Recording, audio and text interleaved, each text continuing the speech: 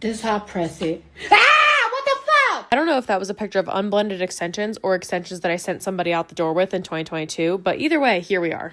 This is my gorgeous client, Gianna, and as you can tell, her hair is short and thick. With that being said, she is the client who's going to need the most amount of hair possible. And that's because if you don't have enough hair to match her density, it's going to look so piecey and not good. Let's talk about the price, the process, the math, everything, because this is actual math and not 4K. Since I was able to reuse her hair from the last time we did her extensions, she didn't have that big bulk initial extension cost, but if she were to, this would be the pricing. 18 inches, 10 wefts, 75 each. That's $750, and I know that sounds crazy, but this will last her up to a year with the proper care. That's right. You don't have to get new hair every time. On top of that, I charged $75 a row to install hand-tied extensions, and we did 2 on her, so that brought her up $150. And then we ended up doing a toner just to kind of even out all the different shades of red that we had in her hair, and that was an additional $75. So this appointment right here cost Gianna $225, but if we were buying the hair, it would be $225 plus $750. And that brings our grand total to $975, which means we are still under $1,000, and that $750 is going to be reused for up to a year. So no, this was not a 4K transformation. Nobody had to take out a loan. Nobody refinanced their car. If you're sitting in my chair, this is what the average extension ticket looks like if you have super thick hair and you want length and But I'm not done yet because I, for once, want to talk about me for a second. Gianna's got the hair that will expose any underexperienced stylist. If you're not familiar, let alone comfortable with blending super thick hair into something like this, then it's going to expose you very quickly. It snitches on itself. And my clients are aware of this before they even sit in my chair. During the consultation, I tell them, like, hey, I will probably have to thin out the ends of your hair a lot to make this blend. I'll have to do a lot of corrective type of cutting.